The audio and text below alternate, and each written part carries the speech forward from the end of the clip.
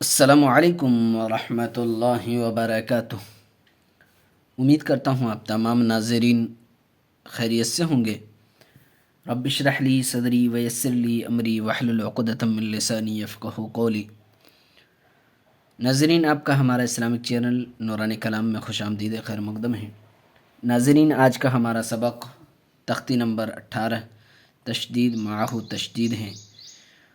آج ہم تختی نمبر 18 کو پڑھنا سیکھیں گے، تو چلیے ناظرین شروع کرتے ہیں۔ ناظرین، شروع کرنے سے پہلے ایک چھوٹی سی گزارش ہے، اگر آپ ہمارے چینل میں نئے آئے ہیں تو ہمارے چینل کو سبسکرائب کر لیجئے، ساتھ ہی ساتھ بیل آئیکن پہ کلک کر کے آل پہ کلک کر دیجئے تاکہ ہر آنے والے ویڈیو کی نوٹیفیکیشن آپ تک پہنچتی رہے اور کوئی بھی سبق آپ سے مس نہ ہونے پائے۔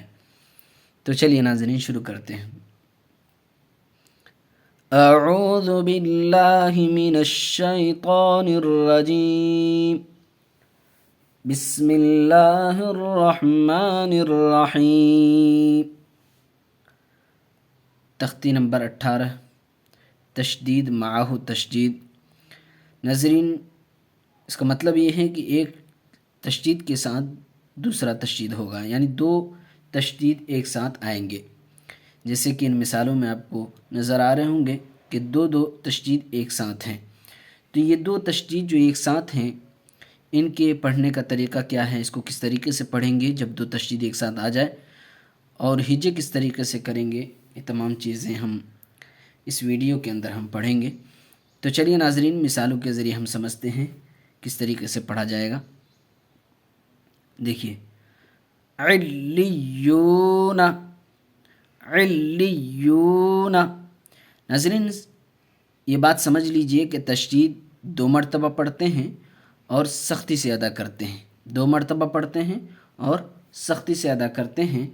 اب ہجے کرنے میں جو دو مرتبہ ہجے کرتے ہیں، کس طریقے سے ہجے کریں گے؟ دیکھیے، تشدید دو مرتبہ ہجے کرتے ہیں، ایک مرتبہ پہلے والے حرف سے ملا کر کے، یعنی ایک، جیسے کہ یہاں عین ہے اور لام کے اوپر تشدید ہے تو اس سے پہلے والا حرف عین ہے، تو تشدید والے حرف کو پیچھے والے حرف سے ایک مرتبہ ہجے کریں گے اور اس کے بعد ایک بار خود سے ہجے کریں گے، یا پھر آگے تشدید ہے، جیسے یہاں آگے تشدید ہے تو آگے والے حرف سے پھر ملائیں گے، کیونکہ تشدید والا حرف تشدید دو مرتبہ پڑھتے ہیں، ایک مرتبہ پیچھے والے حرف سے، تو یہ تشدید پھر اس پیچھے والے لام سے، یعنی لام کے نیچے جو زیر کی حرکت ہے اس سے ملائیں گے۔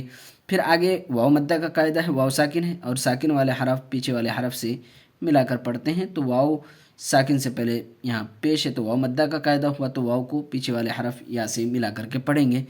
دیکھیے ہجے کیسے کریں گے، عین لام زیر عل، لام یا زیر لی، علی، سختی سے ادا کریں گے، یا واو پیش یو، علیو، نون زبر نہ، نون کی اوپر زبر کی حرکت ہے، نون کے اوپر، تو زبر کی حرکت جلد پڑھتے ہیں ناظرین، اس لیے نون کو جلد پڑھیں گے، علیون، یزکا، یا زا زبر یز، زا کاف زبر زک، یزک، کاف کھڑا زبر کا، یزکا، یا کو نہیں پڑھیں گے ناظرین، یا کے اوپر کسی چیز کی حرکت نہیں ہے۔